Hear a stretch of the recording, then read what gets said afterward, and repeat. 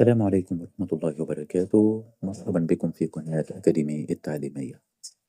عمرك دخلت الامتحان ولقيت البراجراف عن موضوع سبورت الرياضة وقعدت تبص في الورقة ومش عارف تبدأ إزاي؟ طب إيه رأيك أقول لك سر يخليك تكتب أي باراجراف عن الرياضة بسهولة ومن غير حفظ؟ في الفيديو ده هديك 7 أسئلة بالعربي بس تجاوب عليهم، هتلاقي نفسك إن شاء الله كتبت الباراجراف كامل مضمون الدرجة النهائية. يلا بينا نبدأ. علشان تكتب باراجراف عن الرياضة بسهولة امشي معايا خطوة بخطوة وجاوب على الأسئلة بالترتيب. نمبر 1، السؤال الأول، هل تحب الرياضة؟ أنا عايز إجابة عامة. I like sport، أنا بحب السبورت. رقم 2، ما اللعبة اللي أنت بتحبها؟ اكتب أي لعبة، ممكن تكتب I like football، عايز تكتب باسكت بول اكتب. رقم 3، أين تلعب هذه اللعبة؟ هتقول I، يجيب لي مكان. I play football in the club، في النادي. عايز تكتب in street اكتب، عايز تكتب in school اكتب. ومتى تلعبها؟ عايز وقت، اكتب I play football on Friday، يوم الجمعة. ممكن تكتب on holiday. رقم 4، مع من تذهب؟ هتجيب لي أشخاص.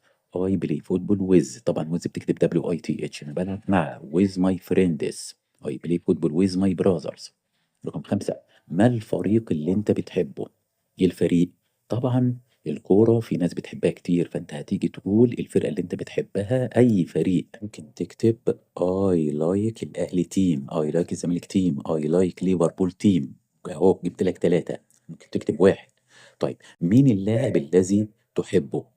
مين اللاعب الذي تحبه؟ طبعا هتكتب I like محمد صلاح. وهتكتب عن مميزاته، طبعا محمد صلاح كله مميزات، فانت عندك هتقول لي he is kind، هو طيب. he is friendly، هو ودود. he good، هو حصل على جولد ميدالز، ميداليات ذهبية. هتقول لي he scores، هو بيسجل many goals.